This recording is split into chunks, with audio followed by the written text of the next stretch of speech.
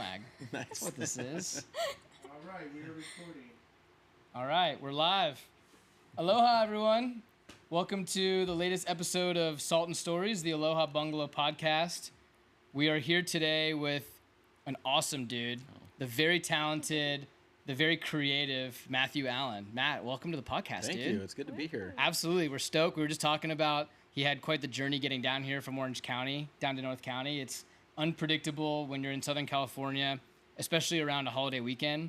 You just never know what kind of traffic you're going to run into. But we're glad you're here. We're glad you made the trek. We appreciate it. We have been working with you for like 5 years now. Here and there. Like the beginning. Pretty much since I'd say like even before the pandemic, I think, was we were doing a lot of stuff. Yeah. And we have done some awesome collab shirts with you, like the one I'm wearing. We've sold your hats. We've sold your art. You have a very interesting array of art and capability and creativity. And we want to get into all that. But I think the first thing that would be so interesting to understand is, how did you get into art in the first place? Yeah, a lot of that, I was thinking about it, and usually, both the art and the photography came from separate times where I couldn't surf. So I had a seizure when I was, the summer before my senior year of high school. No way. In Hawaii, while I was surfing. While you were surfing? Yeah, and you'd never had a seizure in your entire life? No, it turned out I had auras, which are kind of zone out. Almost like mini seizures, sort of, right? Yeah. I remember surfing Salt Creek one time, and I was like, I feel like I've been sitting here for 2 hours. No. Because I just fully zoned out.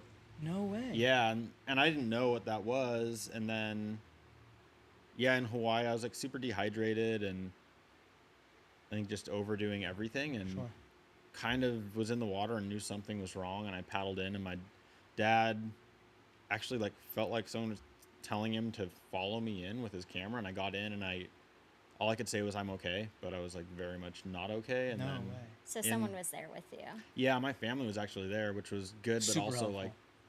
Hard for them. Totally. When I got in the car, I had a grand mal seizure in the car, shaking, and and the doctors told me I'd never surf again. And why was that? Because they diagnosed me with epilepsy. Got it. And so at that point, they were like, you could have a seizure at any moment. Sure. So they're like, yeah, you're done. And it was traumatic for me because surfing was my life. Everything. Totally. And so I didn't surf for a while, and I had to figure out something to do with my time. And so I took an art class in school, and it turned out I'd done art a little bit when I was a kid, and I had some talent and affinity for it. Yeah. But I never made time for it. And so I had an abundance of time. Lost my driver's license senior year of high school, so I couldn't drive. Did they take your driver's license away? No kidding. Until you can prove that you're stabilized on medicine. Whoa. So it was about 9 months that I lost my driver's license for and couldn't surf. And so I started really leaning into the art. And dude, thank God you found that as an outlet. Yeah. Because think about that, being 17, 18, you get robbed of your freedom. You get robbed of the thing that probably brought you the most joy in your life at that time, surfing. To have something that was immediately available to you to kind of dive into must have been a godsend.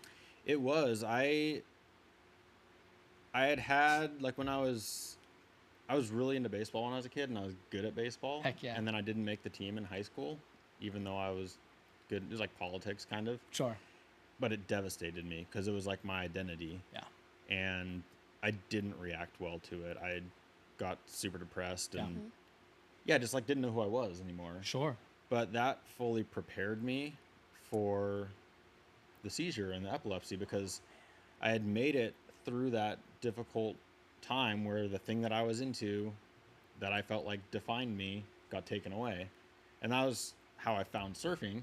Yeah. Because eventually I was okay, I'm going to learn how to surf, and just taught myself and would go by myself and figured it out. Yeah. And so I really feel that prepared me for the seizure and that thing. Because then I was okay, I'm not going to do the same thing I did last time. I'm not going to get depressed about it. And I'm just going to figure it out. And I'd kind of I think I was just like, okay, maybe this is happening for a reason. And I don't know that I fully believe that now. I think bad things can happen and they can be used in the right way to do. Sure. I don't think it's like this bad thing's going to happen, so you figure things out. But Yeah. I think there's healthy ways to deal with it, and you can grow through adversity. And so, fortunately, I had some growth through the first adversity, and then I had this one, and so I had the tools to deal with it, kind Totally. of emotionally, and realizing that when I found other things like that helped me to get through it. So, so like that's how I started leaning into art, and I have a ability to hyper focus on things, and that when I was younger I would hyper focus on one thing, and then that was my thing. And through this I kind of learned like, oh, I can hyper focus in the moment, but that doesn't need to be like the one thing. So then it was like, okay, like when I'm doing art I can be like very into it, but then I also started playing guitar, and so I got very into that. And like at that time I was like got pretty religious, and so I was like really into that. And then when the surfing came back I was also into the surfing, and so then I had like all these things that made my life more diverse. And I could be really into them individually, but I didn't have to make any of them my whole self. Totally. And so I just kind of kept leaning into the art, and I found surf companies that were local surf companies like, can I do a t-shirt design for you? Sure. And then just kind of like snowballed from there. And I really feel like if you're passionate about something, you'll do it because you love it. Yeah. And then that leads to opportunities, because not like doing it because you want it to be something, but doing it because that's what you're excited about. And then the photography came 15 years later. I broke my leg playing roller hockey, and Oh, jeez. I had like ruptured the ligament that holds all the bones in my hand together, No which way. I didn't know until I broke my leg and was on crutches, and I was like, this really hurts. Oh my. Those were independent injuries? Yeah, I think the theory on the hand was that I tore it skateboarding and then finished it off playing roller hockey, Oh, because I thought I had dude. carpal tunnel for a while. You're like, why does my hand hurt all the time? And I think that was when it was torn, because it was just pulling. Dude. But then it was completely gone by the time I realized it. So like I'd shake someone's hand and they would just crush my hand. Oh, dude. Yeah, it was brutal. That is so brutal. So I had both of those things, so I couldn't surf. But I was like- Again. yeah, exactly. So I couldn't be distracted by surfing from the things that I was actually talented at. Oh my And- gosh. So I was like, I still want to go to the beach because it was a part of my routine. So I'm like, oh, maybe I'll just start taking photos. Cool. And I did it a little bit, and I was like, oh, I actually really enjoy this. I feel like I'm engaged and I'm at the beach, but I'm not, like, almost liked it almost as much as surfing. So then even when I started surfing again, I would just bring my camera in the car, and if there were good conditions and good surfers out, then I would take photos, and just became kind of like a part of what I did. Yeah. Which has been really nice, because then, I mean, now it's like I can't surf for as long, so if I want to, I can lean Pull out the into camera. photography too. Pull out the camera and I hang was there out. the other day at Sano, and JJ Wessels and Tyler Warren, a couple other guys were out, and I'd already gone surfing, and I was like, oh, I should just take some photos. Absolutely. And then there were some other people, and I do the stuff for Thalia Surf, and we Totally. needed to do something. I was like, oh, I just took those photos. I can use it for that. That's awesome. And so everything just kind of like works together now. snowballs, yeah. Yeah, it's I feel like things work the best when you kind of have this natural evolution like that. yeah. You didn't you didn't just wake up one day and say, I'm going to be a surf photographer. I'm going Totally. to go figure that out. It was kind of, it was a Like, result fell of something, Yeah. right? Yeah. Well, a lot of people talk to me. I'm older now, so like I go to the Daydream Surf Shop in Great Newport shop. a lot, Great shot. Yeah. and there's a lot of younger creative people there. Sure. And so I have friends that are in a different stage of being an artist Yeah. than I am, and be like, oh, like I really want to be a surf photographer, and I'm like, that's gonna be really hard. There's very few people who can make a living Yes. doing just that. But I'm like, just keep doing it. As much as, like, if you love it, keep doing it. Yeah. And that's the best way to have something happen from that, because you'll get good at it because you love it. And then those are the things that lead to opportunities. Yeah. Or just like keep practicing. Like Yeah. I'm sure like your first photo was like you probably look back on and you're like, compared to what you do now is probably like Not as good. I mean just so interesting. Yeah, I think it's to an sort of- evolution for Yeah, sure. It's yeah. like figuring out, some of it's like figuring out what aesthetic I enjoy and what conditions I like to shoot in.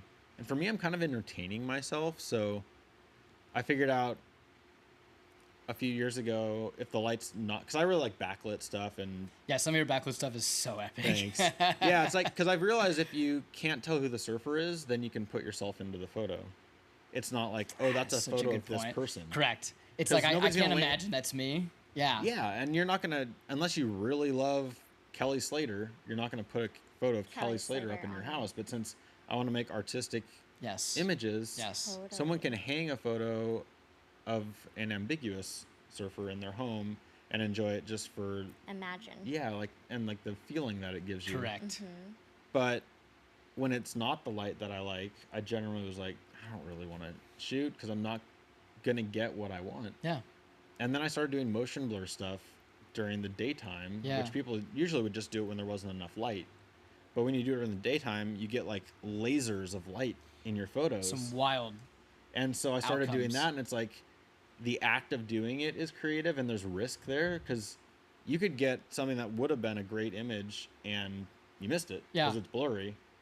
But you also have the chance to get something that's really magical.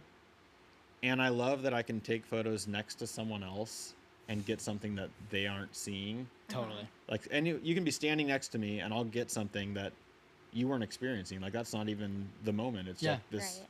collaboration between me and the surfer and the conditions that only came about because I was having fun and like seeing what would happen Yes. if I did it.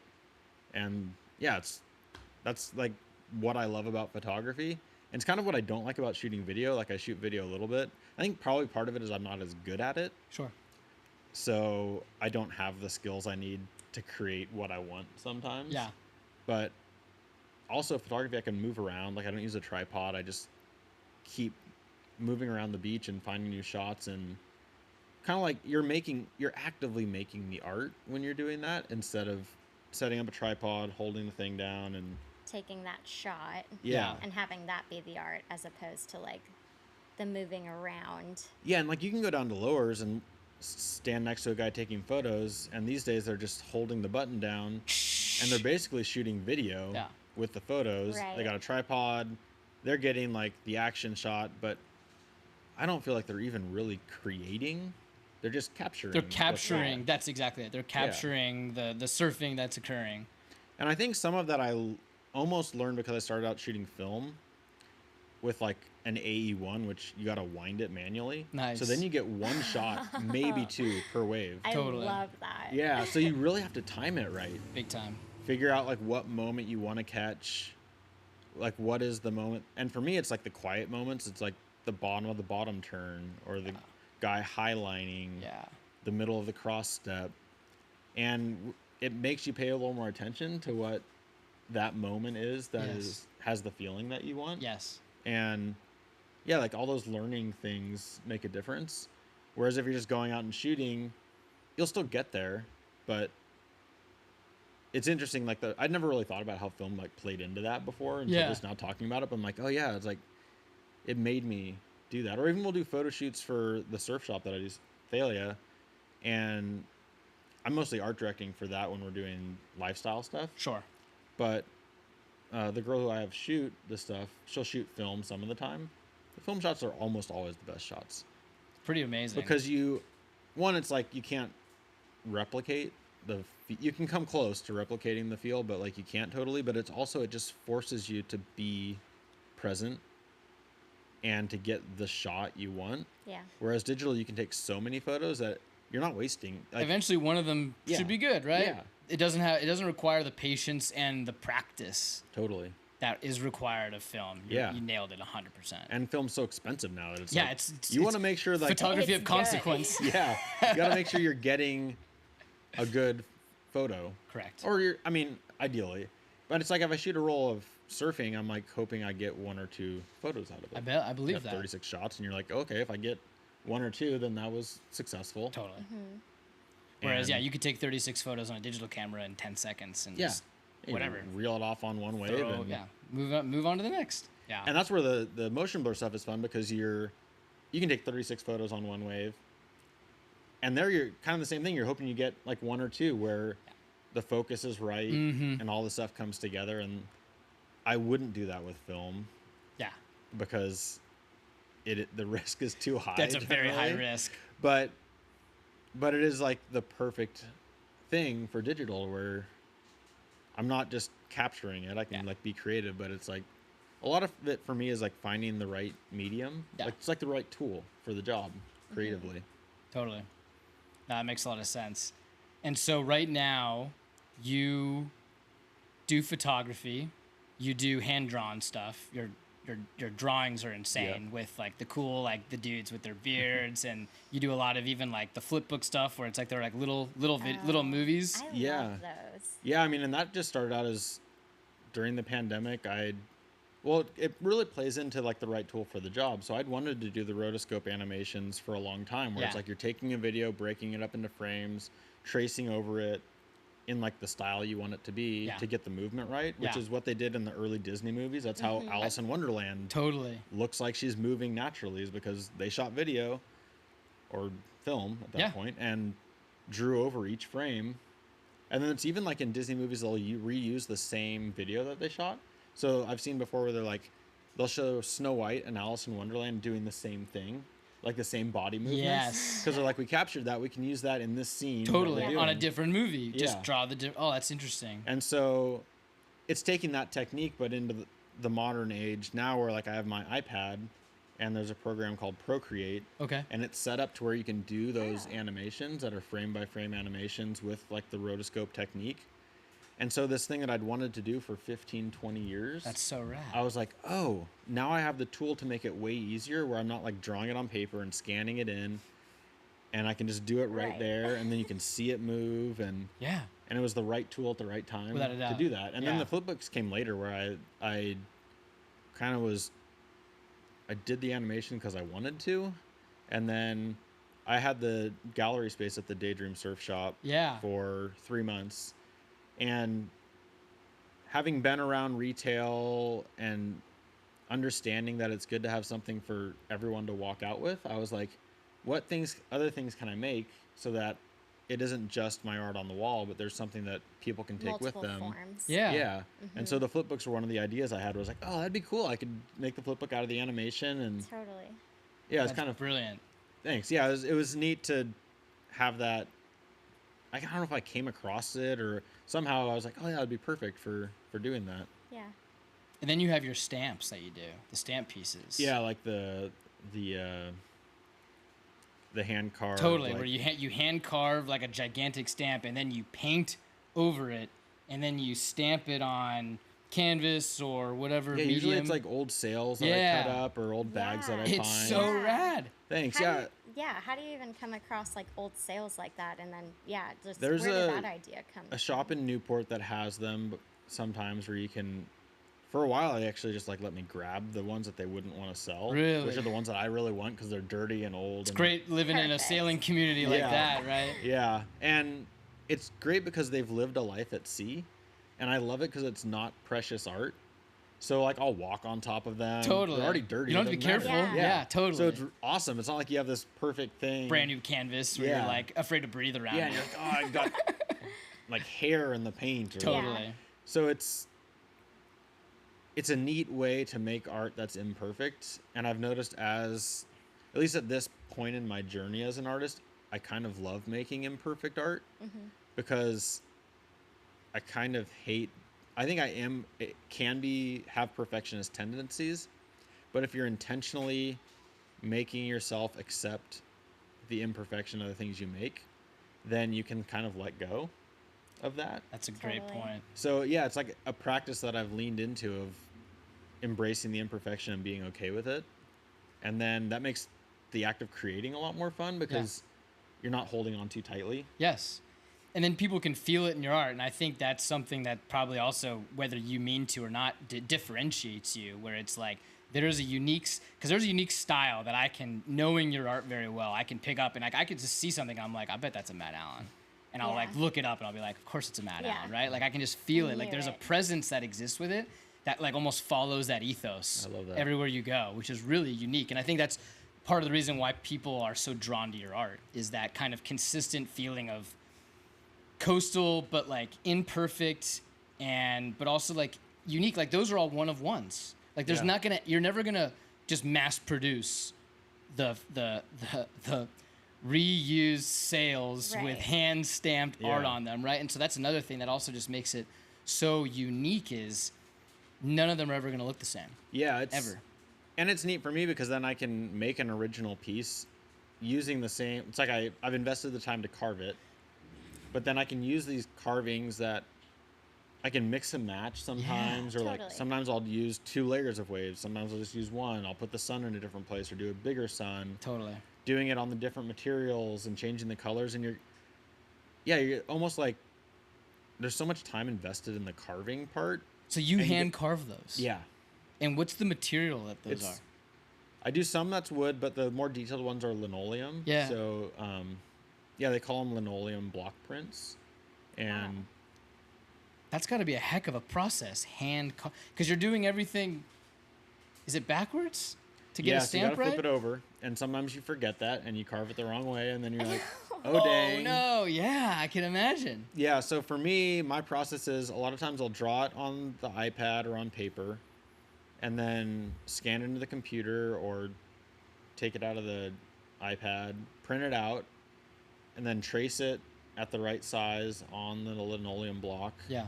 And then you trace it again with there's like a razor blade kind of carving tool. So trace the outline so you can get the really clean lines out of it. Yeah. And then go back in and then scoop everything out. So there's like a lot of layers of process. It's not just go in and carve it. Yeah. And then you have to be careful because you can rip the top layer of the linoleum off. So if you're going too quick, you can ruin it kind of. Man, that's or like quasi ruin it. Yeah, or sure. Make it.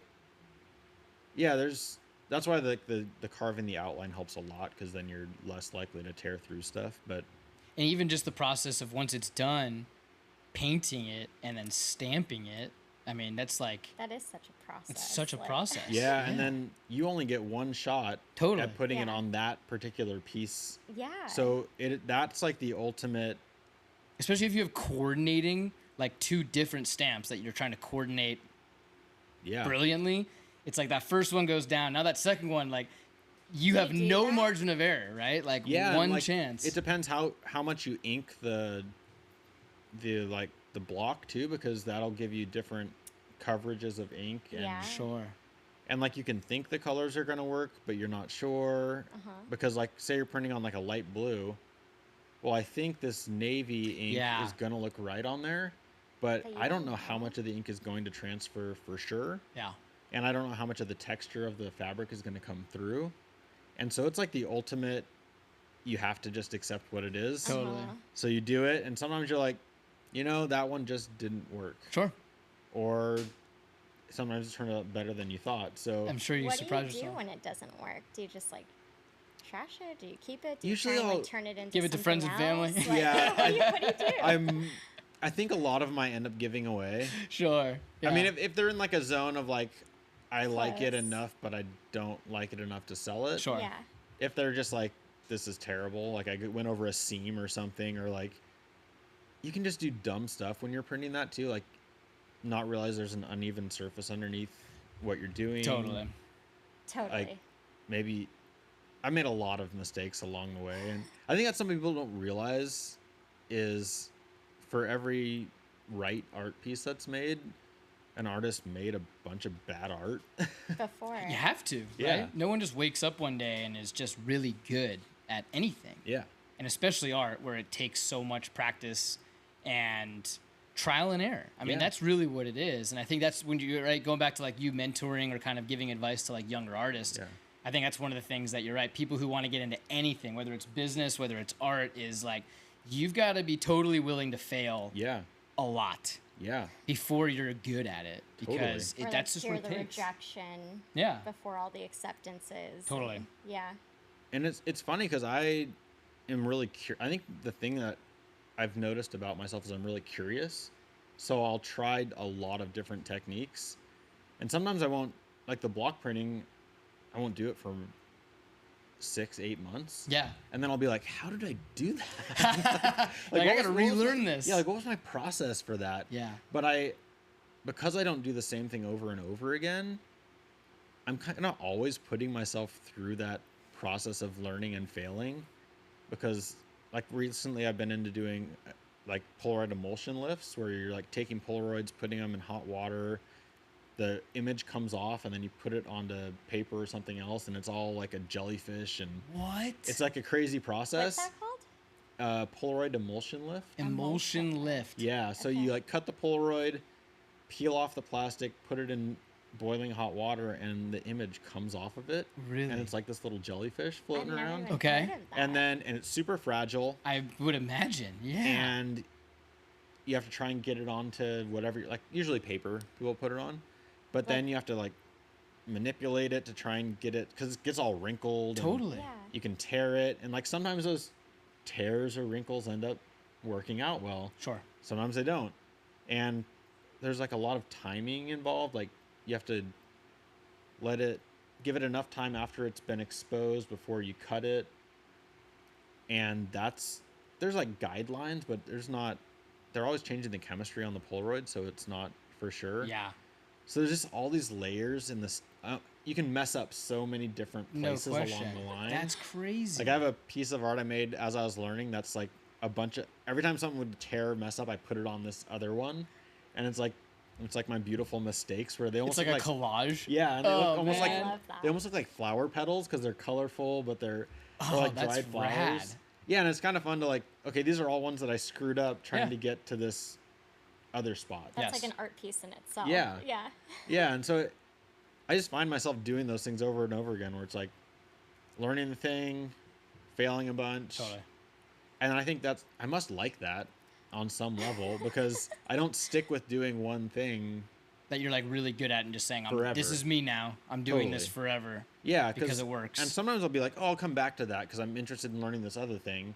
Sometimes I do, and then sometimes it was just the time for me to do that type of art was that It's few probably, months like, period. Yeah. Also not getting burnt out on like one thing too, Yeah. and being able to like, yeah, art is like your one thing, but being able to like transition to all the different elements of Yeah. art is probably like, I've never really thought of that before, Yeah. but just how you can like go from one thing and then just do, and it totally shows in your art. It's like you do like shirt collabs, you do all the like actual Hats. art pieces. You illustrated a hats, children's book. you do Yeah. books, Which we will get yeah, into. Yeah, no, but like, yeah, you just do everything, which is like, it makes you The like, versility. It's Yeah, incredible. It really yeah. is. Yeah, it's been a key. Well, I would say on the resting thing, absolutely. So, because I do art direction for Thalia Surf, so that's like more graphics and working with photos, and then like taking photos myself, and then Yeah. doing my own art, doing the freelance work. And I say like I can rest on one thing and work on another thing, and I get to be creative throughout all of the work that I do, but I don't get burned out because it's not all the same thing all the time. All the time, correct. I did a book that was all line art, like really fine line illustrations. Nice. It was, and I did like 30 of them. And at the end, I was like, if this was the only thing that I did, did Yeah. you say 3 or 30? 30. 30. yeah, it was really cool. It was like this Walt Whitman's Manly Ideas or something like that. So he had written like these articles in a men's magazine that was Yeah. about men's health or something like that. Sure. And so they took excerpts and then had me illustrate That's really things. cool. Yeah, it's like really neat project to be No a part of, to kidding. like get to do something with. Whoa. But The it's writing like of if Walt it's the Whitman. Right, End well, end yeah, all it's like be one of the all. best poets of all time. Yeah. It's Yeah. incredible. It was unreal. But it was like at the end of the book, I was like, if I had to do one more of these illustrations, Right. because Yeah, no, I Yeah. can it imagine. was the same style, the same thing, very detailed All the over and time. over again. Yeah. Because you hear artists who get really good at something and ultimately, right, are able to monetize it, Yep. fall into that trap I guess you could call it a trap, where you got really good at something, people appreciate it, and you can make money off of it, and so that becomes all you do. But everyone I know who's ever done that regrets it. Really? Regrets it. I always wonder, because to me, it doesn't seem, at some point you're a production artist and And that's it. And it's less around creativity and more around like manufacturing. Yeah, totally. And that, to anyone who considers themselves a true artist, that thought is like the worst thought on earth, as opposed to being creative, right? Yeah, it's really interesting how, for a long time it was like or I guess a section of our commercialized art time, it has become like you create your brand, you make the art in that style, then people know what to expect, and they get that thing. And I struggle with that, where I'm like, because I want to keep doing new things, I feel like certain people will like certain things, and you just have to realize that not everyone's going to like everything. That's 100% true. But then you're also trying to make a living. Yes, So it's a balance. You have it's like to you go on my balance Instagram and you're like, what does this guy even do? Like, it's so many different things. So if I was trying to be like, hey, this is my thing, hire me to do this thing, or it's not super effective. Yeah. But it's cool that enough people like enough of the things that I do that they're willing to sit through the things they don't enjoy. wait for the one to come along that you're like, all right, I like that one. Yeah. That is interesting. So right, you have been one of those people who has been able to make a living being an artist, which is really remarkable. Yeah, it is. And it was kind of like you're saying, I do a lot of things, and that's why I've been able to do it, is because I've gained a lot of different skills. So when something changes, I don't hold on too tightly to what kind of art I'm making, in a way. Like, I used to do a ton of freelance illustration. I was doing a lot of lettering work. That was the majority of what I was doing. Dude, your newest letters that you came, those are so rad. Oh, thank you. I was telling you, it looks like the way you posted it was like a music festival headline thing. I was like, these are unbelievable. Yeah, and I did that because I used to get custom hand lettering work. I was doing like national ad campaigns sometimes. That's amazing. And then hand-drawn fonts came out, and all that work went away. Yeah. And I saw it. I knew it was going to happen, because being an art director, I'm like, oh, art directors are going to take the easy way out.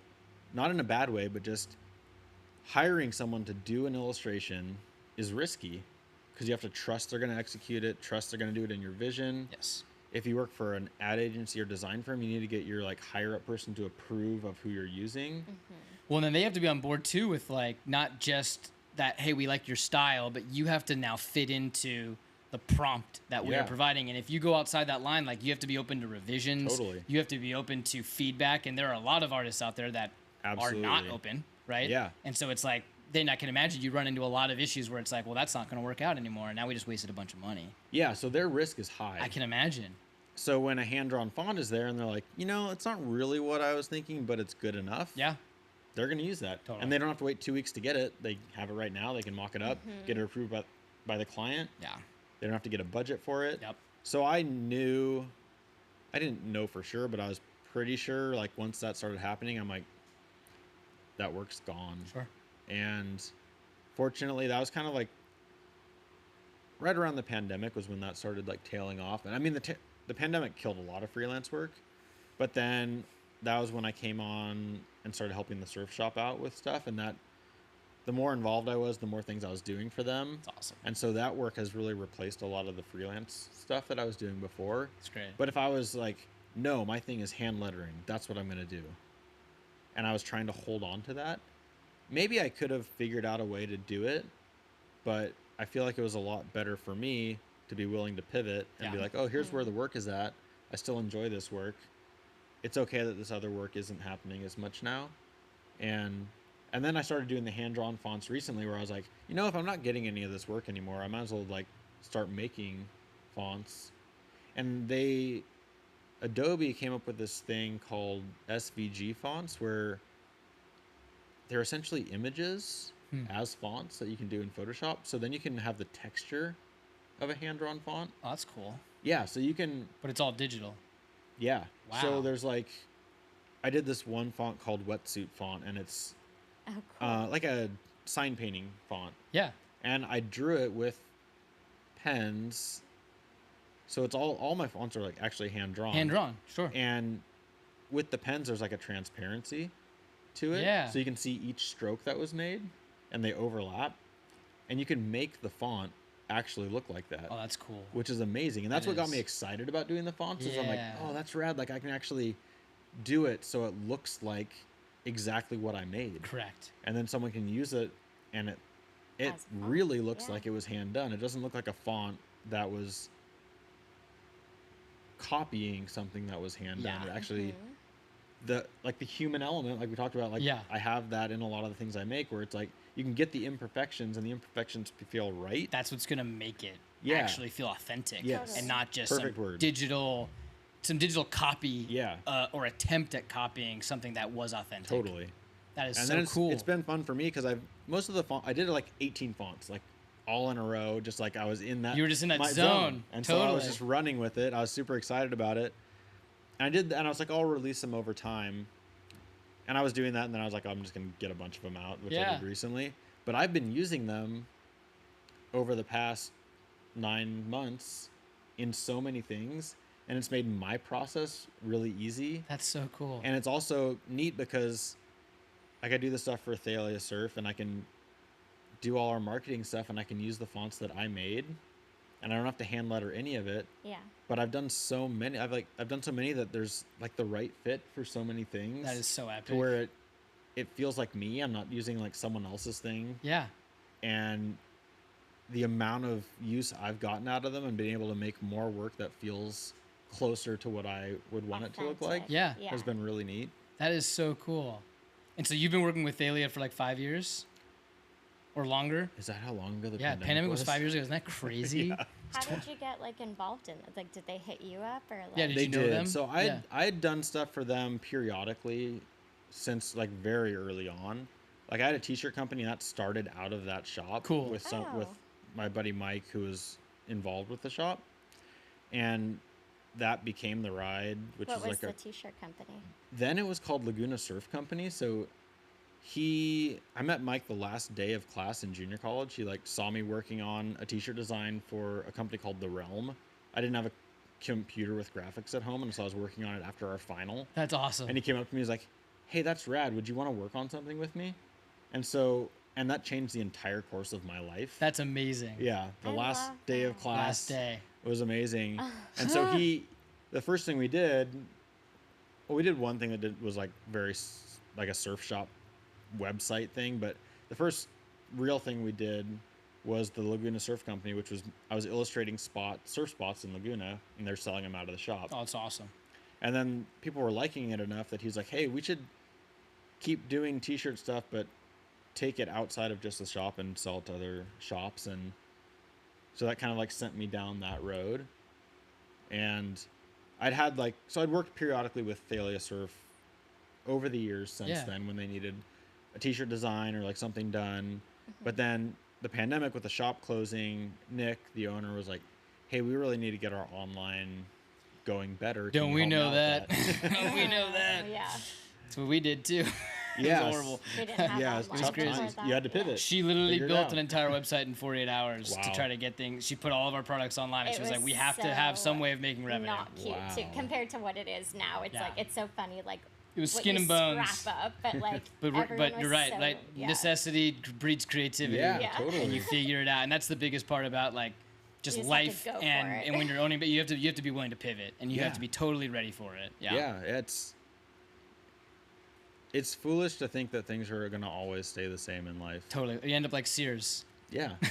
Yeah, you have to Or be or All the time. Blockbuster. Yeah, you're gone. You're just you don't exist. That's yeah. it. I mean, Totally. and that's kind of the advantage of being small or doing things on your own is like You can have pivot. the ability to pivot. You have the nimbleness. Yeah. It totally. Yeah, that is such a good point. It totally is. And like working for yourself too. Totally. Yeah. You have the autonomy as well. Yeah. To just make those decisions and say, I'm just gonna go do this now. Yeah. Yeah. Yeah, and that is like a decision to make. Like the t-shirt company I had got bought by Billabong. That's so awesome. Yeah, well, so it got bought by Swell, and then Swell got bought by Billabong. That's amazing. Yeah, so I got to make cut and sew stuff, and I got to learn on the job doing that, That which is was amazing. so cool. But then, like, someone else is making the decisions, so you're an Now employee. you're working for them. Yeah. And then, when the economy went bad, like, the first, like, time during my life. Yeah.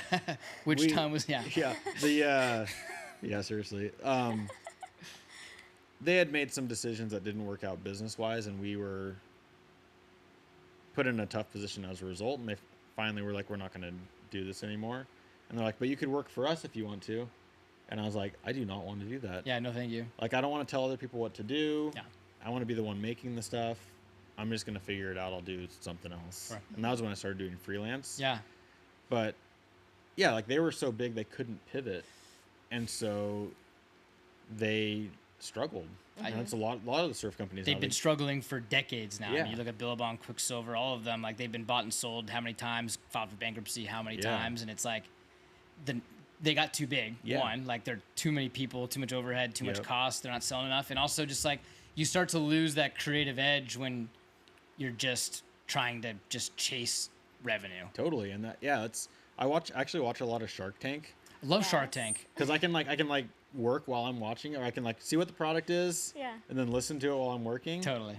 And it's cool to glean things from that, where it's like sometimes they'll be like, hey, we don't want to invest in your company because we think you're going to be happier if we don't. Because Some people then are like, you don't want us involved. Yeah. You're doing so great. Keep owning it. Yeah. Because we'll come in and we'll start making decisions that maybe you don't agree with, and Totally. you don't need that. And it's good to hear that, where it's like, if you bring in an investor, now you have a responsibility to make money for them. Yep.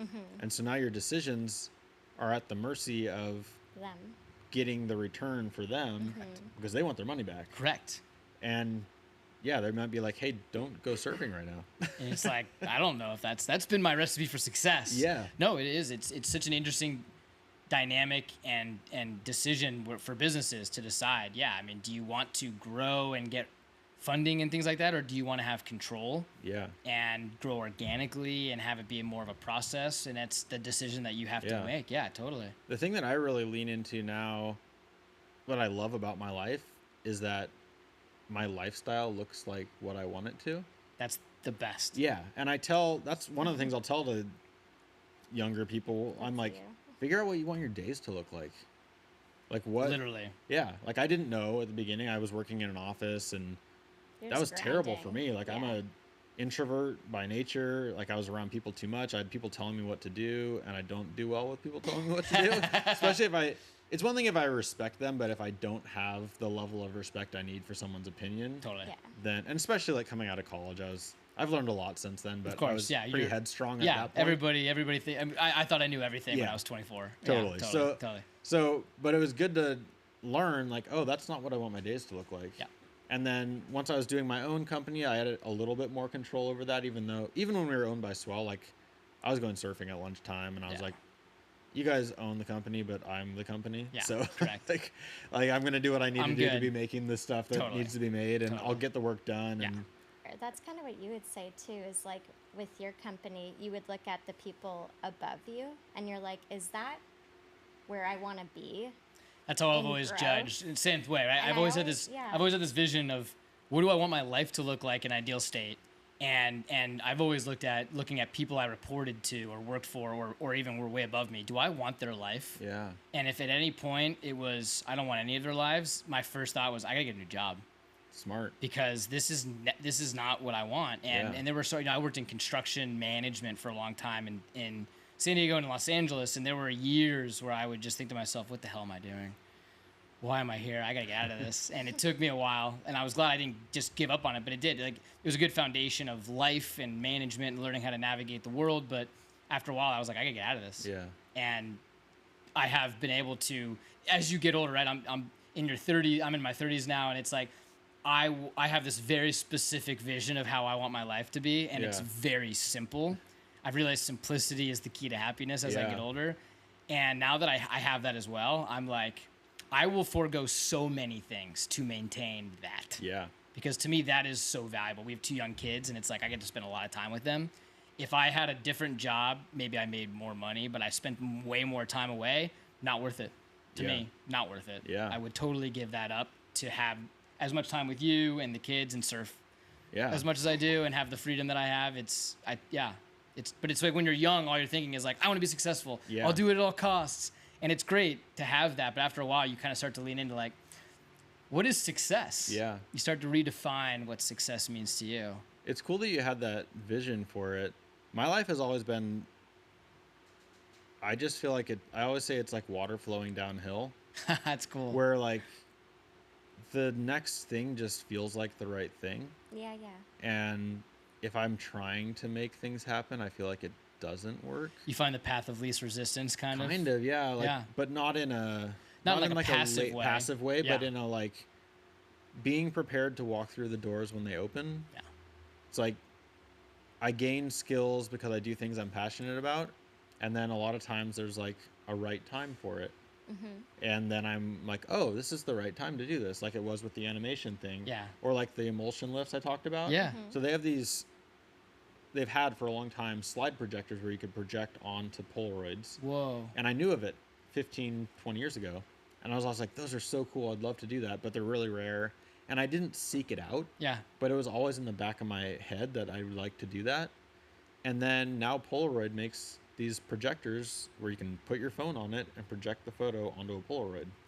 Whoa. And I saw that and I was like, oh, now is the perfect time for me to do the emulsion lifts. No Because kidding. now I have the tool that I needed to make it easy That is for so me to do it. cool. I always feel like I'm doing that with the shop too, because it's like I'm always getting so many different like vendors and types of things, and it's like we only have like this big of Got a a little tiny shop, so shop. it's like I always have to like pick and choose, and I think everything's so cool and everything has value, and just with the seasons and economy, everything, it's Yeah. like it's always so hard to be like selective, and it's like I always want to like keep my options open and never like burn a bridge or anything. Yeah. And so it's always like I always feel like when the timing is right, it just like falls into your lap, or the people come to you, or Yeah. like even if it's like someone that's like re-engaging with you after a while, or it's like you think of something, all of a sudden someone hit you up so long ago, and you're like, wait a second, like go back to that. person, yeah, I it's can't like- believe Yeah. that. yeah. So it's kind of like when the doors open or the opportunity's Yeah. right, like it just You're ready kinda to like, walk through. Yeah, yeah, I like that. Yeah, I think a lot thought. of it is like being willing to say yes Mm-hmm. when it feels like the right thing and not being scared to do things, I Try guess. it, Like yeah. because after like my clothing company got shut down, the economy wasn't good, but I felt like I'm into sports, and I'm a free agent, Yeah. and I felt like I was really good at what I did. So I'm like, well, this is a big time for me to figure out where I want to be and what I want to do. And I had got like a severance and I had money in the bank, so I wasn't desperate to Yeah. get a new job. And I was like turning down jobs, and my dad's like, "What are you doing?" He's like, "The economy's terrible. Why are you not taking Yeah. a Yeah. job?" Take a job, dude. Yeah, Yeah. he's That's like, crazy. "You have a mortgage? What are you thinking?" Yeah. And I'm like, I don't know. I just want to like, it's a big decision. I want to be in the right place. Yeah. Like I don't want to do the wrong thing. I don't want my days to look different. Like I think I could have gotten a job at Pepperdine, and I was like, that'd be cool. I'd be by Malibu, but I would have had to wear a suit every day, and I'm like, that is not Not that is the vibe. not Not the vibe. happening. Oh man. No What were way. you gonna do at Pepperdine? Like art direction stuff. Really? Yeah. How interesting. Yeah, and yeah, the guy who was the head guy that I was talking to, he surfed too, and but it just didn't feel like quite the right thing. Totally. And so I didn't do it, and finally figured out that the right thing was doing my own thing. There you go. But that was also like being willing to trust myself Yes. to do it. Which can be jumping off a very difficult cliff Yeah. sometimes to be like, am I really going to be able to do this? Yeah. I was really fortunate because I had a friend who was a photographer who had paid for like a email marketing list Cool. of ad agencies and design firms. So he was like spamming people with photo stuff. Totally. Totally. And he's like, hey, if you ever want to use it, just let me know. And I finally was like, you know what? I should just send out an email and see if I can get some illustration work. And I sent out an email to like thousands Yeah. of emails. Like I was Yeah. the spam guy. on yeah, that there you one. go. You got to do it sometimes. But I got like two of my first jobs. I got one for Crate and Barrel doing like a package, lettering for package design. Very cool. And then I got a national ad campaign for Clorox. And I was Whoa. like, oh, maybe I can do this. No kidding, And I had man. like the encouragement at the beginning to where I was like, okay, like this can happen. Yes.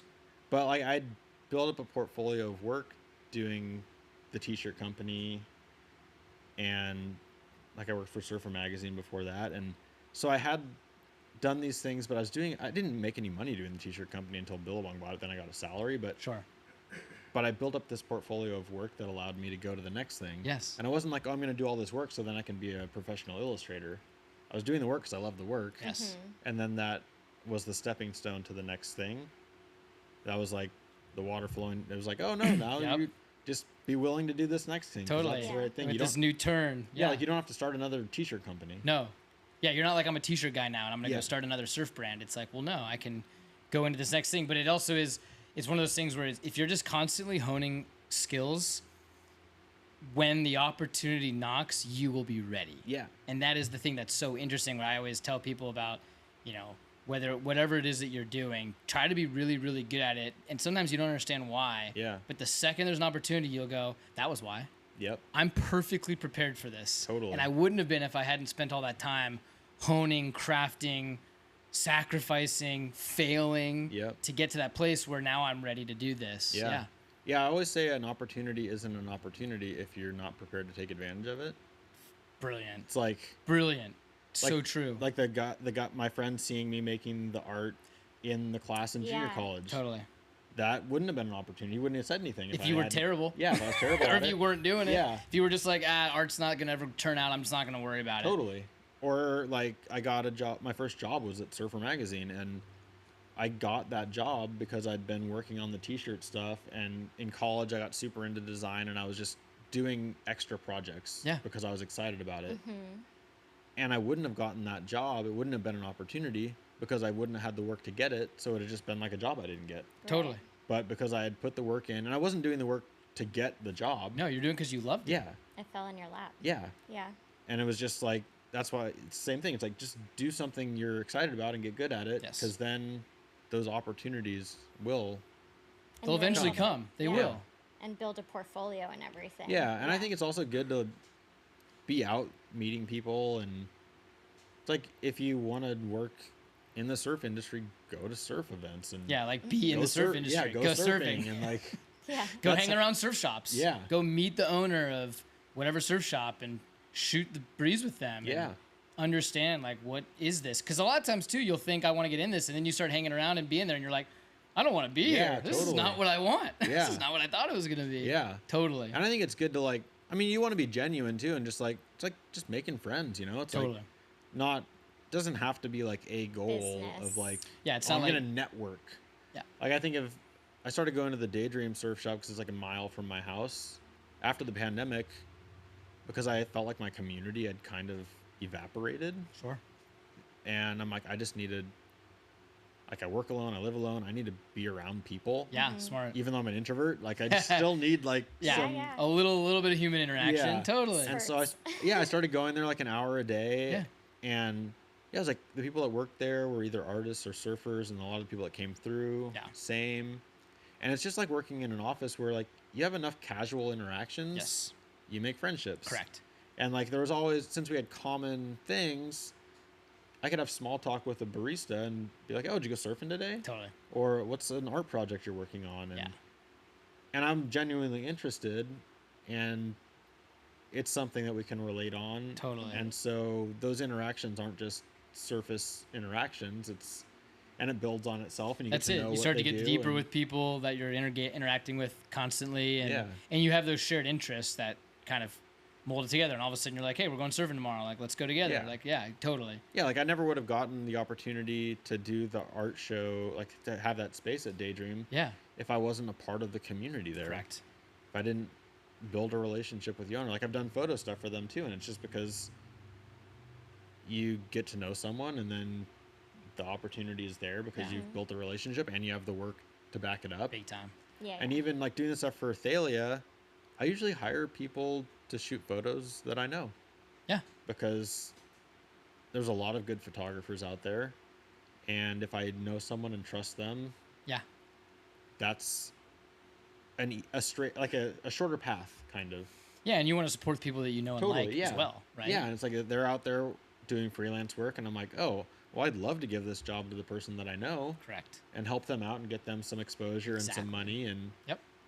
and hiring surfers to do modeling stuff, and I'm out there surfing, so I'm meeting people, and in some ways I feel like it almost makes me more a part of what's going on at the shop, because I'm in some ways a representative when I'm out there and meeting Totally. people, and like, Yeah.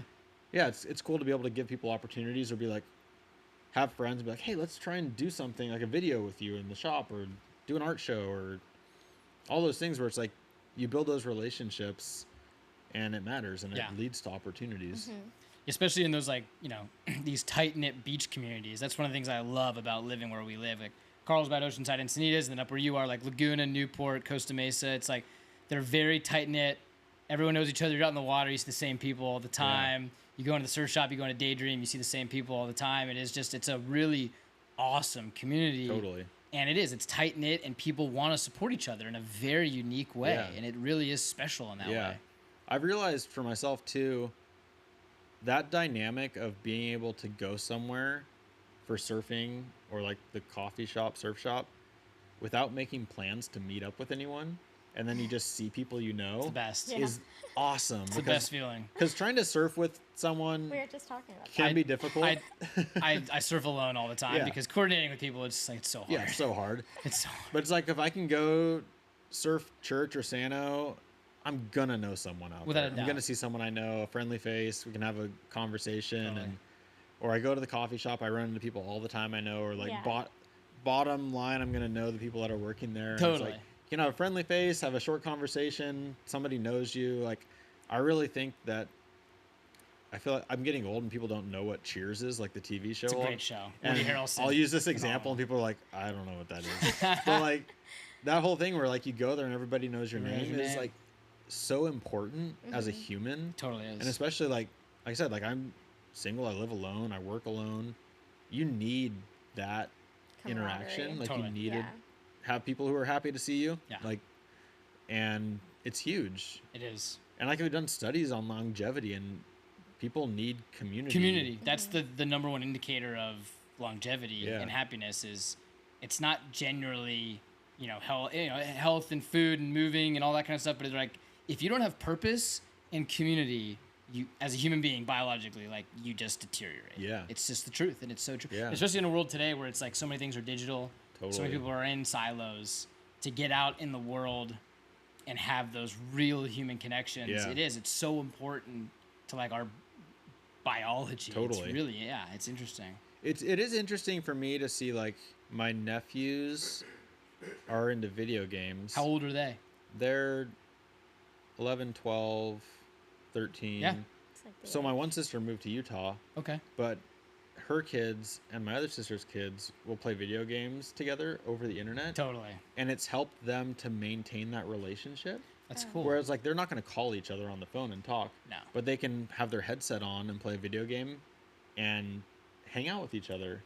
And like normally That's where I'm it's not really providing like, value. yeah, I'm like not really a video game guy, but then I'm thinking about it, I'm like, oh, when I was a kid I played video games. Sure. But it's cool to see like they've kept that connection they had from before That and is like cool. kept it going Yeah. through that, where it's like, oh, that is like kind of a neat thing where yeah, they didn't lose touch with each other. I But- heard about kind of off topic but kind of on topic, but where this like these younger girls were wanting cell phones at a pretty young age, and how these like community of moms got them each landlines, I saw something and about they that. all like now talk to brilliant. each other on like landlines instead of That's that, and it's like cool. helped their communication and all that. But yeah, That's like I so understand what brilliant. you mean by that, where it's like When we were the- kids, you like the coolest thing ever was if your parents got you your own number, your own landline number. yeah. Because otherwise, like, Oh, yeah. Because otherwise, if they called the house and like your older sister was on the phone, like you didn't get to talk to anybody on the phone. Or like your mom answers on the other line, you're like, Mom, Mom, get off the phone. phone. or if you wanted to do your homework, you had to like be like, is anyone gonna call the house in the next 4 hours because I'm gonna put the internet on and the phone's gonna be off. Yeah. That's it's a different world. Well, I'm a little older than you guys, and I even had like, if you wanted to talk to a girl, you had to call her house Talk to and the like go through her parents. parents Yeah. first usually. Like, hi, Mr. Jones. Is Emily available? Or, And then like, you oh my know God. they're listening on the other Oh, line. it's so real. And they're Yeah. like, what's this about, Matthew? Yeah. Yeah. And it's kind of a shame that kids don't have to do that now. No. It's like build character. It's funny, speaking of that, I remember when I was in high school and in middle school, they had these concepts where they would put out a school directory. I don't even know if they do this anymore. Oh yeah. But they would print it, and you would send in your information. They Oh, would yeah. print it. And I realized when I was like 12, I was like, I have every Everyone's- girl in my in my middle school's phone number. And if I liked a girl, I would just You creep. And I'd call the house, and I'm like, someone's gonna answer, and I got a few dates, eighth, ninth grade, by just calling the house line, and I was calling. like, I'm cold call. I mean, but I was like, couldn't believe it. I'm like, I have this treasure trove. I have every girl in my high school's number. It was crazy. Yeah. Anyways, back to technology, and yeah, no, but there are benefits of it, right? Like, you can communicate with people in such a different way now than you ever could. The video game is a great example. But there's also the darker side, where it's like people do just like live in this isolation that's just so brutal. Yeah, totally. And unnatural, honestly, super unnatural for human beings. Sort of, out of all your different variations of art pieces and That's a stuff, good question. do you have a favorite or one that you like? Is that even possible to have like one favorite piece that you've ever made? I mean, I think generally it's like whatever one I just made. That's cool. But out of the stuff that has been around for a while, I have the Green Shore piece, which is like, it's a photo I took in Bali I know that on one. film. Yep. And then it had like kind of brackish water in the foreground. And I was like, man, I love the waves and the clouds. I just wish that the rest of the photo was better. And then one day, like at least a year later, maybe more, I was like, oh, what if I did watercolor below it? And I love that. I think my brother has that. I think we've sold that in Yeah, the shop. that I think your too. brother has Yeah. that. Yeah. Yeah. Yeah, and it's neat how the imperfection led to like such a better thing. And I feel like a lot of my art, it's like, some of it just, it's not like, oh, I had this great idea. It's like, oh, this thing went wrong. And then when it went wrong, I found a creative solution, and that made it even better. Pivot. And that's like, that piece is such a great example of that. That is a where cool if the example. photo was right the first time, it would have been so much less impactful than it was having it be wrong and me having to find a creative solution That to is make it so better. cool. And so I think probably like, I love the way it looks because it's super relaxing, but I also love the story behind it. The too. story behind it makes it even cooler than it is. The Count Your Blessings piece is one that is extremely, I would say, like popular, famous, well known. Yeah. What inspired that one? Because the simplicity of it is almost what I think everybody likes about it. Yeah, so it just was like a thought I think I had, and I actually, the original is painted with watercolors on vintage paper, Oh, cool. and it's this like just tiny. It's like probably 4x8. Or Yeah, something. so really is that- 4x6? yeah. 4x6 probably. Like a card. Wow. Yeah, Yeah. it's tiny, and I still have it. I That's won't so sell it. cool. I'm like, Don't sell You that. can't. yeah, but That'll be worth millions someday.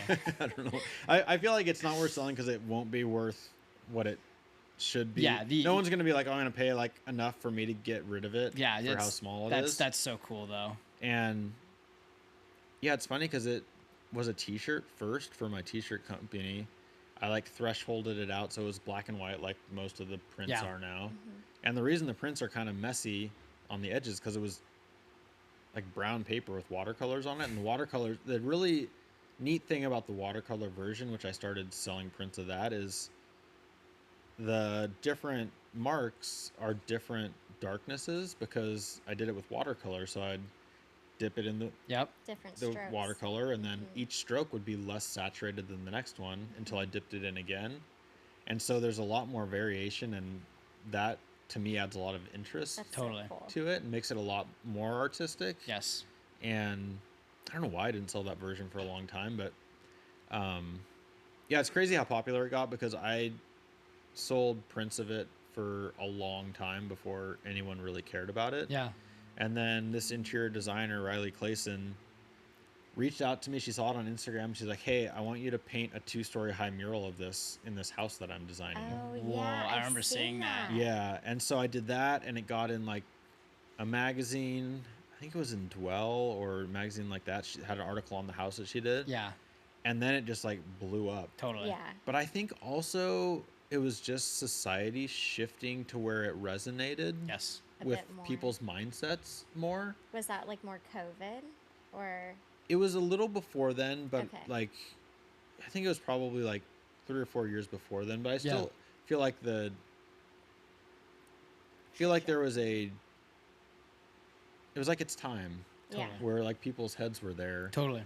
and we're maybe looking for it more. And it's an interesting one because I've had like different Like I thought it was really clever and liked it when I made it, and then when it got Big. really popular, I kind of was like, not as. I always liked the idea behind it, but I think I lost remembering the conceptual nature of it, which is the artistic part to me was like, oh, I had this.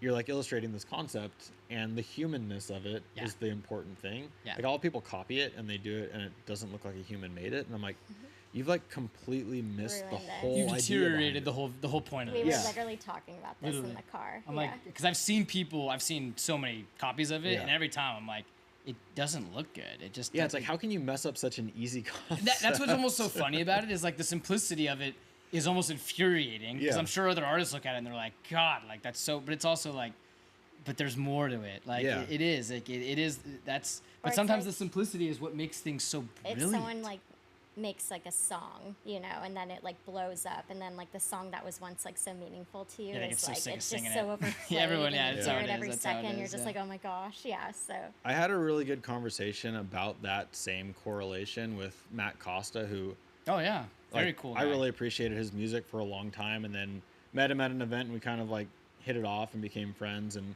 we talked about like him playing a hit song, and he's like, I just like, forgive me for paraphrasing what he said, Yeah. but it was to the extent it was kind of like the joy that other people get from it makes it worth doing. Yeah, And I thought I was like, that's awesome. Yeah, it's like, it's nice. it's a great mentality. to Yeah. have. yeah, it's No, it a is. great headspace to be in where it's like, maybe this isn't me now, but it's amazing that like this So part many of me people. that was me when I made it Sure. resonates with someone. So now. many people. Or with so many Yeah. people in Yeah. such a meaningful way that that kind of energizes you to say like, I'm gonna continue to appreciate this. Totally. Yeah. And I kind of got re-energized on the Count Your Blessings thing too, just by like realizing the conceptual nature of it. Because I think because it got so popular, it's like, it's kind of dumb, but as an artist, it's really meaningful when someone who you have a connection with likes the work that you do. And I felt like it got so popular that it was ending up in places where I maybe didn't like all the things that it was living with. Sure. Or people will frame stuff and you're like, why did you do that? Yeah. Yeah. As an artist. Yeah. Yeah. But it's amazing that people can connect with it who maybe I wouldn't even connect with Yeah. in my life. Totally. And it's amazing that it sells so much and that helps me go surfing more. Nothing wrong with that. Yeah. There's nothing wrong with that. Because the prints for me, it's mostly passive income when I sell prints. So Which is great for an artist. it is because I say it allows me to make bad art. Totally.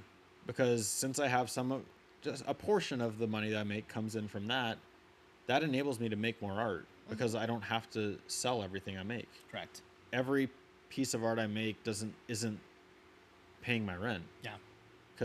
or my mortgage, but like the ones like the Count Your Blessings can keep selling over and over again, and then we were saying like it never gets old. Like that's like a timeless piece where it's like So how classic. could Count Your Blessings like ever go out of Yeah, style? it'll never go out Like, of style. That's the thing yeah. that's cool Yeah. about it. I mean, it's funny. Matthew McConaughey has a very similar type of thing where he talked about like he was a typecast guy for a while, and because he did all those romantic comedies, which he was fine with, whatever, it gave him what he called mailbox money, which allowed him to then say, I can go find these pursuits that people might not even care about, but I care about. Yeah. I can take a less fee and I can go experiment. And then that's when he did like Dallas Buyers Club and True Detective and some of the best work he's done, Interstellar. Yeah. Like, and it's like, wow, but, good thing he did that. And so you're right? Having that mailbox money so you can go and make bad art is Yeah. really, and I'm sure it also is like, it's freeing for someone like you where you don't have this mounting pressure all the time of everything I make has to be sold. Yeah. There's Takes the got to pressure be off. like a freedom that comes with that. There is, yeah. And I sell a lot more prints than I do original art. Like, I'll sell original art, but I also don't. I'm not like prolific with. I'm prolific in that I make a lot of things across a lot of things. Yes. But I'm not necessarily making a lot of original art to sell all the time. I do it when I have a show coming up. It's like I need deadlines. Yeah. So I have a deadline. If I have a show, I'm like, okay, I'm gonna make a bunch of work for this show. Yeah. And then I'll kind of like rest and do other things. Makes sense. So yeah, I'm not really sure where I was going with that. Yeah. But So back to the mop books, which we love. We've sold those in our shop for a long time, and those are really, they're like awesome. Thank The you. story behind it, the message to young kids. For those of you who don't know, it's Mop Rides the Ways of Life and Mop Rides the Ways of Change. It's about a young kid And who's there's courage, right? Yeah, there's now this courage, yeah. Yeah. And so now, and essentially, it's learning how to navigate your emotions and life, and it's through the lens of surfing, which is really hit home to you, Yeah. I'm sure, and really cool. But how did you end up getting a part of that project? Yeah, so the publisher originally reached out to me to do it just freelance, and they reached out without. They didn't run me by the author, Jamal, first. Yeah. They just reached out to me, and then it turned out that he was familiar with the work that I'd done. That is so cool. Yeah, which was cool, and it was interesting because they're like, we really like the way that you draw hair. Now, can you? His name's Mop, so Yeah. this is important. Yeah, and they're like, can you draw something cute? like not a beard. Yeah. Because your beard stuff crushes. Thanks. Yeah, so it was interesting to be like, okay, how do I take what I do, Yeah, but make it for kids? sure. And so that was an interesting process to, because I didn't even get the job until I had to do a test. Oh. But I mean, at least I'd been doing what I do long enough to be like, okay, well, you got to pay me to do that because I'm not gonna work for free. Yeah. Right. But so I did a few different versions of Mop, which would be fun to go back and see what other ones The I did. originals, that would be so cool. I should look into that. Like post that. You or should. something. That would Yeah. be fun. Yeah, I'm not sure how many I did. I feel like it's hard to know if I like arrived at one pretty quickly or not, but it was cool because I looked at a bunch of children's stuff, children's books, and see how people do things.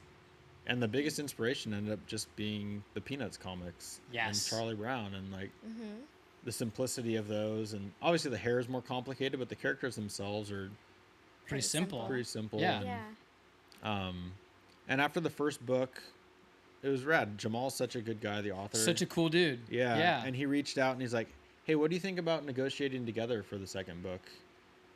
Like, he's like, I have a literary agent, then we can negotiate. He can negotiate for both of us. And I was like, oh, it's so rad. Like, he invited me into the thing that he created. Which So was essentially, really he neat. was like, "It's our thing now," Yeah. which is really cool. Yeah, it was really special for me to have him do that. You Yeah. know, and make it our thing. And Totally. it is like an insane amount of work to illustrate a children's book. I was gonna ask you. I mean, that's got to be crazy. Yeah. It's a lot. And the first one, I'm colorblind. And the You're first joking. Yeah, like partial. It's not like black and everything's black and Sure. white. But I say it's more like color confusion where like certain things don't pop as a color. Like your shorts and shirt are ambiguous to me.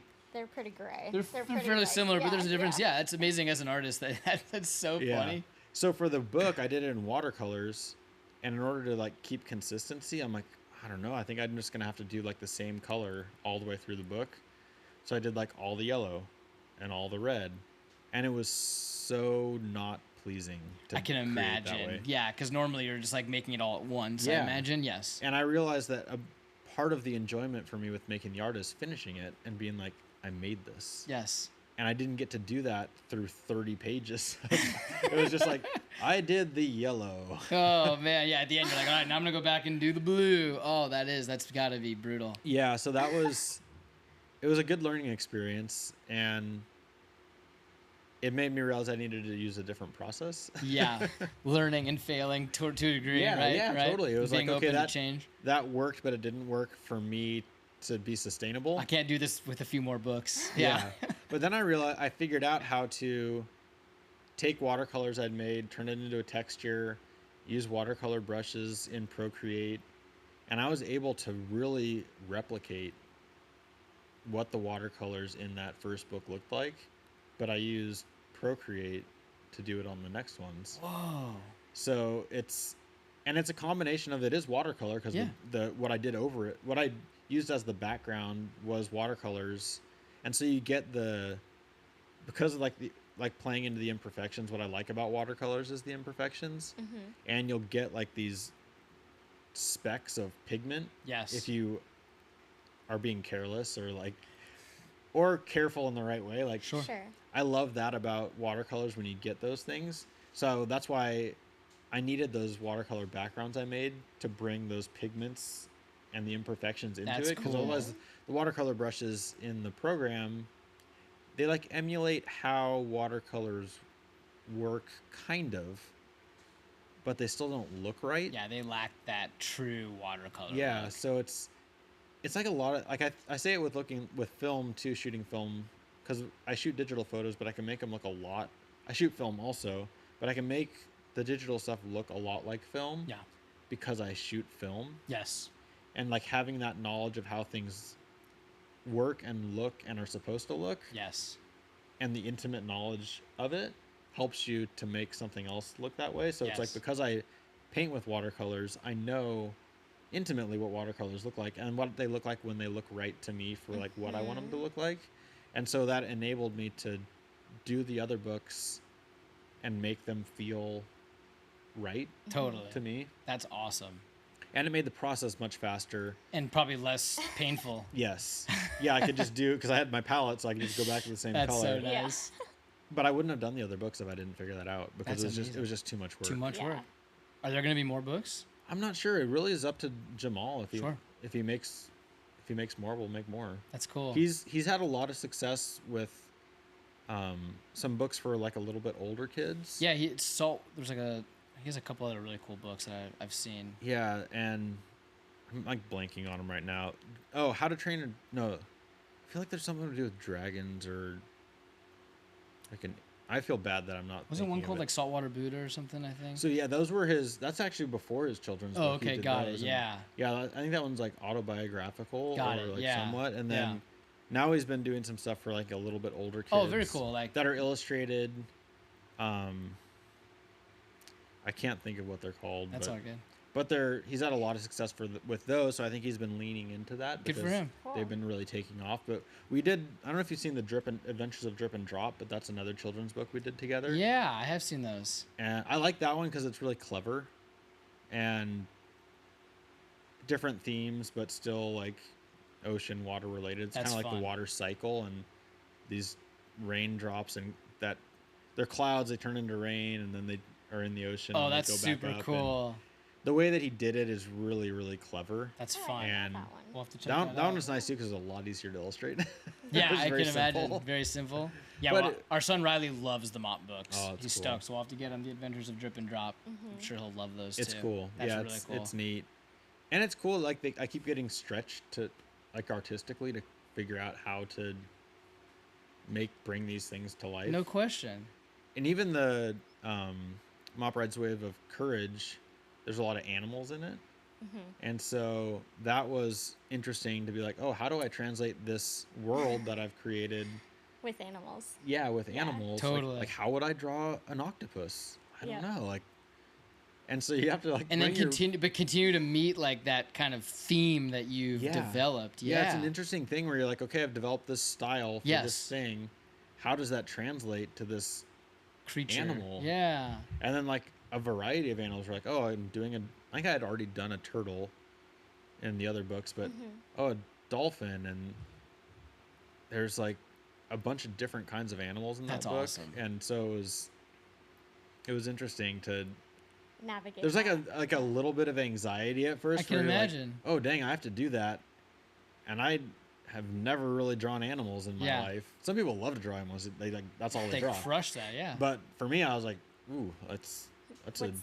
challenge. gonna be- Let's figure out how this is gonna work. That's awesome. But I'm sure that challenge is also what kind of keeps it exciting and interesting and engaging. Yeah. And Man. challenging. Yeah. Like kind of Yeah, like, challenging you. you with love it the and- challenge, That too. one was cool too because I had some creative input where Jamal had written it where the kids were choosing their favorite animal. And so I think they were going to be like thinking of their favorite animal. And I was like, what if we just put their animal in their space? So they're at their desk in the room and there's a panda bear laying over their desk. And so I was like, because kids have such a good imagination. What if we Totally. just like Totally. what if we just Brought lean that into it, you know, imagination like- to life. Yes. Yeah, like instead of them thinking about it, let's just like it can be so much more quirky if you like I forget the name of the animal. There's an animal that's like super scaly, and they were talking about it on the playground, so it was like wrapped around the basketball hoop. That's and that's awesome. just figuring out, yeah, let's like make this more imaginative. Yes. Yeah. And because that's what I love about kids, I love their imaginations, and Yeah. so Dude, it's unbelievable. Like our son's 3.5, and his imagination is like Oh, exploding. I love that. It's Like 2 so- to 5, I just love that. Dude, it's such a cool age, and it's remarkable. I mean, literally, like even just this morning, you know, he comes out, he eats breakfast, and then he's just running around our living room in a different universe than I'm in, like existing in a different. And he's racing cars, he's burying them, he's exploding rockets. It's like it's just like, and it brings awe to you, and it makes you reappreciate the world that you live in through when you look at it through the eyes of children. It's so totally. cool. It's my favorite way to spend time is with little kids. Yeah. And just being in their world. Yes. And it's funny because I'll be around some people and they like try to guide the game with kids, and I'm like, oh no, like They no, own it. Yeah, They it's own their world. Yes, Like, I'm visiting their world. Yes, just like be in it with them. Yes. And let them tell you where you're going. And just Yes. go with them. And I love how kids are just so present. oh my gosh. And it's like I think that's like the biggest thing to learn from kids, or one of the biggest things That's is just helped me a lot. Yeah, yeah, it's like They they're are- 100%. there. Their entire There. world exists right here and now. Yeah, Totally agree. They don't think in the future. They don't think in the past. It's just right here. totally. And it is. It is. It's like helping. Like it's like calibrating for us as Yeah. adults to be like, why am I not more like that? Totally. Why am I always so focused on such seemingly frivolous things that are meaningless? You know. Yeah, and there's like we can't predict the future. There's so many things we can't control, and we can spend a lot of time Thinking trying to about do it. that. Yes.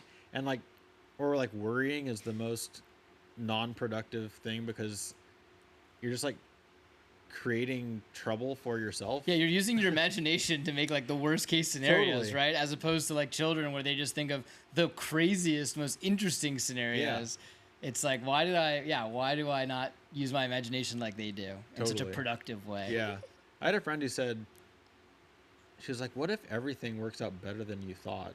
And I was like, why do I not think that way all Right? the time? So Right? positive. It's so positive. Yeah. And it's so possible. And it's so Yeah. and it's also frankly probable because Yeah. most of the time things work out very well for most Or people. the way they're Yeah. supposed Or to. or at least definitely the way they're supposed Yeah. to. It's Yeah. such a good point. Yeah, and worrying is something that people definitely spend too much time doing when you have no control over Yeah. a lot of the things. Yeah, that's a good one. Speaking of that, just like any future things you're working on, or like Yeah, what's the future of Matt Allen any- art?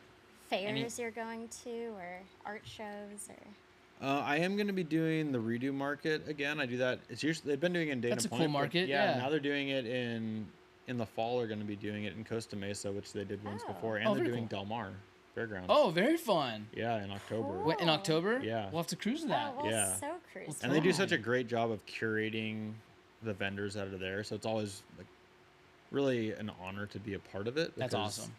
It's not just anyone. anyone that can do it. So Yeah. I'll be doing those. I'm kind of like I did an art show in Japan recently, and so I made a lot of that emulsion lift stuff. Was the green room? Yeah, the Green Room Festival. So that was like a big artistic output for that. That's awesome. And then now I'm just kind of trying to take care of some business stuff, which is way less interesting. Yeah. But Gotta do it. yeah, it's like I'm trying to do some new products for my website. So putting my art on, like kind of leaning into the Count Your Blessings stuff where like, oh, maybe I'll make some other things with that on it because there's people like the art. Maybe I can sell some other things. And Totally. there's so many opportunities with print on demand stuff these days It's that amazing. you don't have to invest in inventory. So gonna do some of that stuff. I posted on Instagram the other day like a bunch of towel ideas. I saw those on the stories. yeah. Yeah, Yeah, they're pretty I so- liked sweet. the last one. I Oh, think thank I you. voted on it. Yeah. Yeah, so Give a I vote. think I'm gonna try and do that. Get some towels out before, like probably right away. Just Yeah. get that stuff going and For summer. yeah, getting timing. yeah, it's kind of like updating products and getting things dialed on that stuff. I have an Etsy store I sell stuff on too, just so that I can hit people that don't know who I am. Totally. I did that before my own website, and so I've kept it. And I didn't have all the Count Your Blessings stuff up on there before, but now I'm like, I gotta get all the stuff on there and Yeah. lean into that a little bit more. Yeah. And yeah, it's an interesting one to navigate because the Count Your Blessings is such a specific thing, and it's some of the same people who like the surf stuff I do like that one also, but then it's also very different from a lot of the work that I Yeah, do. like some of you could be living in Iowa and see that and go, "That's going in my kitchen." Yeah. They've never surfed in their life. Totally. I feel like Tot- a tea towel, as like just on a white tea towel Yeah, as a people would- reminder. Like Yeah. count your People would love that. blessings, Yeah, just like in easy. the And kitchen tea towels are in like, Middle America where there's no oceans. Like Yeah, that's something I like that is that unique idea. about that piece. Yeah, I was looking at that as an option. It's It's actually a good idea. Tea We towels made a. sell for So it's us funny. so We were just well. talking about this on the car on the way over. We made a map of Redondo Beach. That's like a whimsical little map, kind of some landmarks and things, and it was more of like a doodle I would just screw around with. Yeah. And then I had a friend of mine put it on a graphic design, and we were like, "Well, what should we do with it?" And we were like, "Well, let's throw it on a tea towel." Dude, we've probably sold 5,000 of those tea It's like our towels. best seller. It's probably our single One of the most best sold sellers. product in the bungalow now. wow.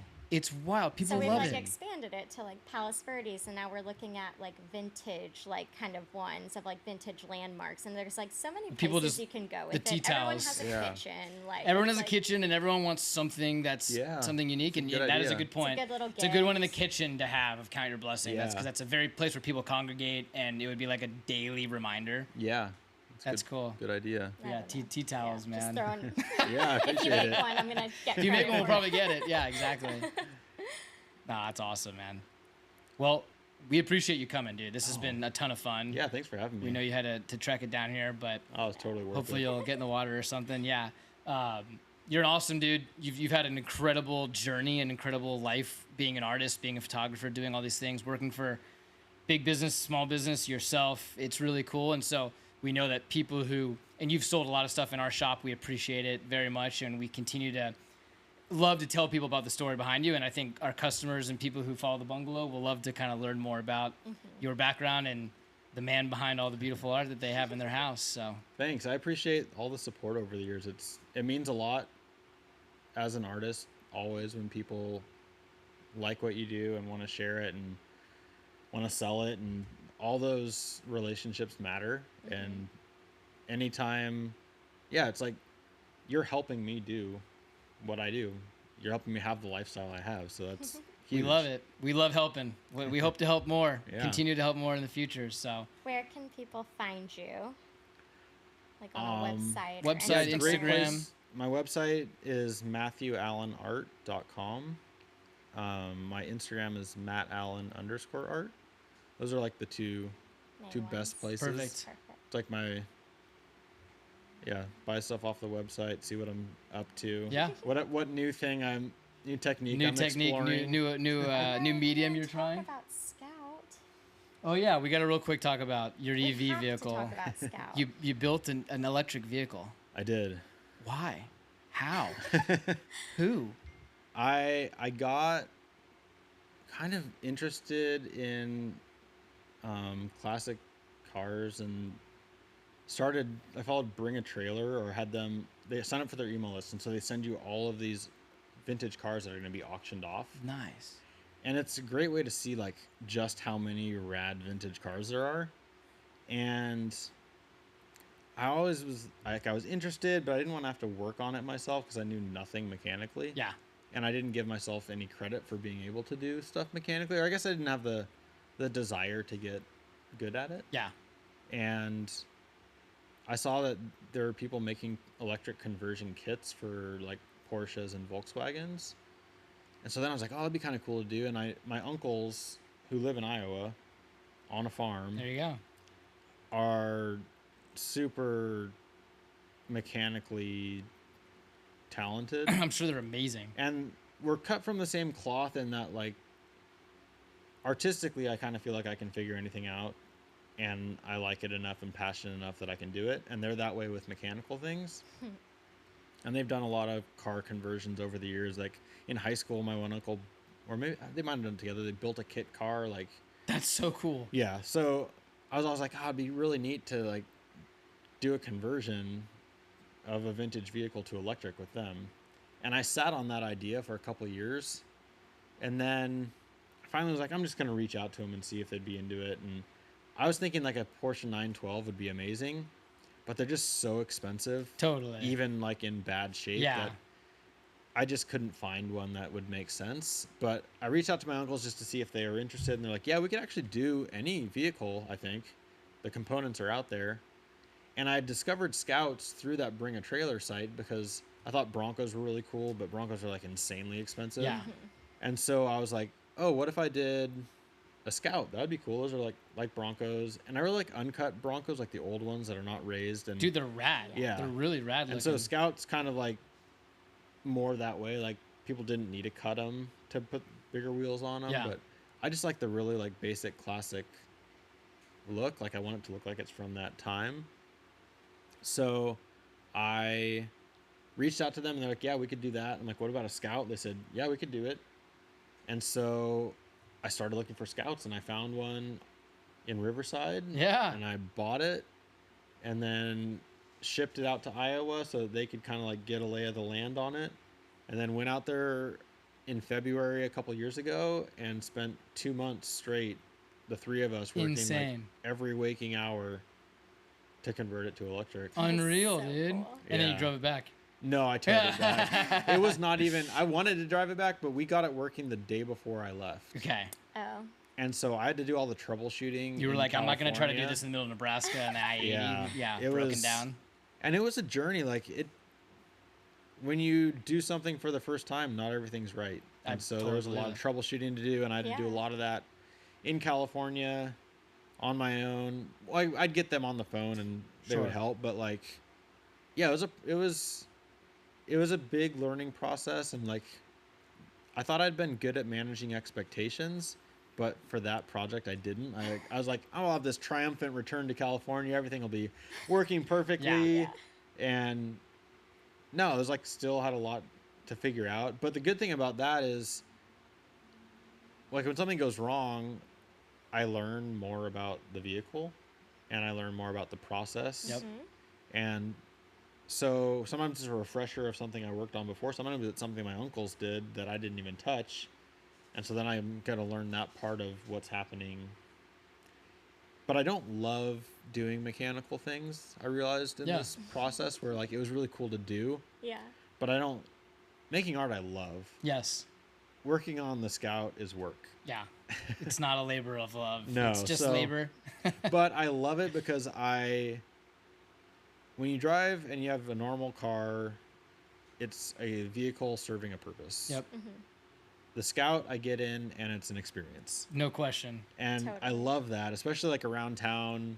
This Sure, you time of get a year, I lot have the of top comments. off. Top off. Yeah. I'm sure people start to recognize you. They're like, oh, there's that Scout. It's got to be Matt. You know? Yeah, and it's just, I mean, I've had times where I sit at the stoplight and the sun's out, and I like looked at the crosswalk and I'm like, okay, there's 20 seconds, and I just like close my eyes I'm just like, this is great. and just like soak in the Life sun, is so count to good. like 15, and figure I'll be back. Yeah. once Just once in the light time. turns, Just in time. Oh, which I is love pretty that. neat. It's that's the special thing, and I didn't even really think I'd take the top off when I got it. I wasn't like, I was just like, oh, I don't know if I'll do that, but it's super easy. That's awesome. And then so I have the top off 6 months plus a year. Brilliant.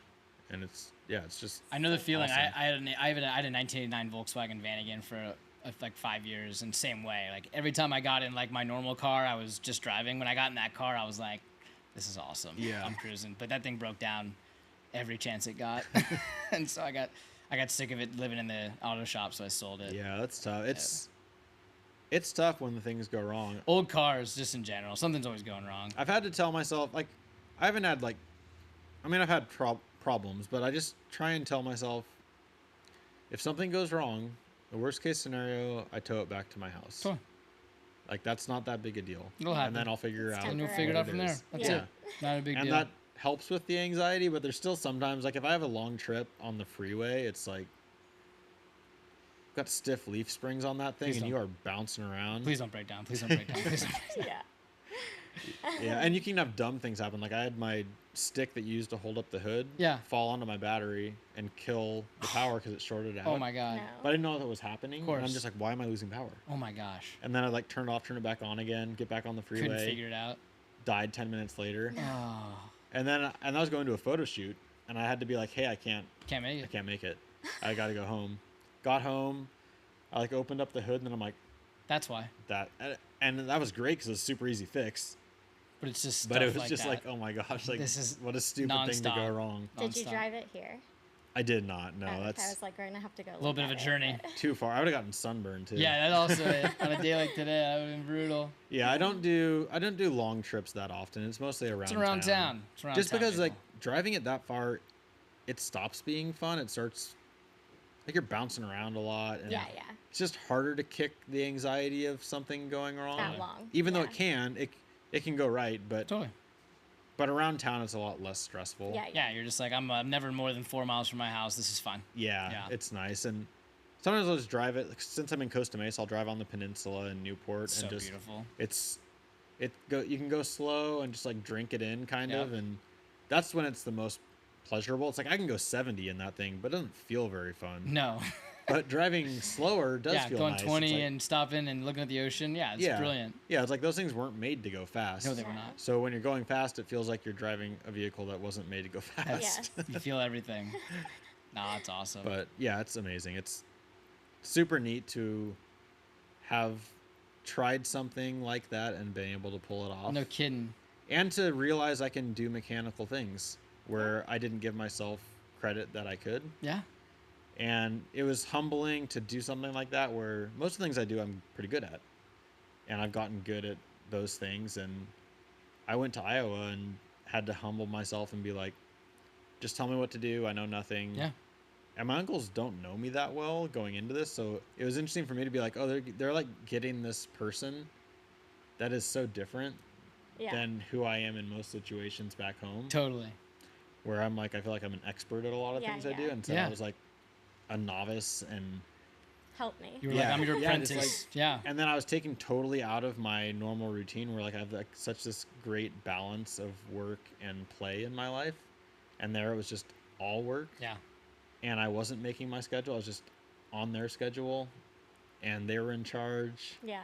And I just had to be okay with that. Mm-hmm. And it was really interesting to take yourself out of this life you've built and put yourself into this total other situation. Totally. Yeah. And coming back to California, I was so happy to be home. I can imagine. I can imagine. That's a totally different world. A totally different world. I even had like, I kept having,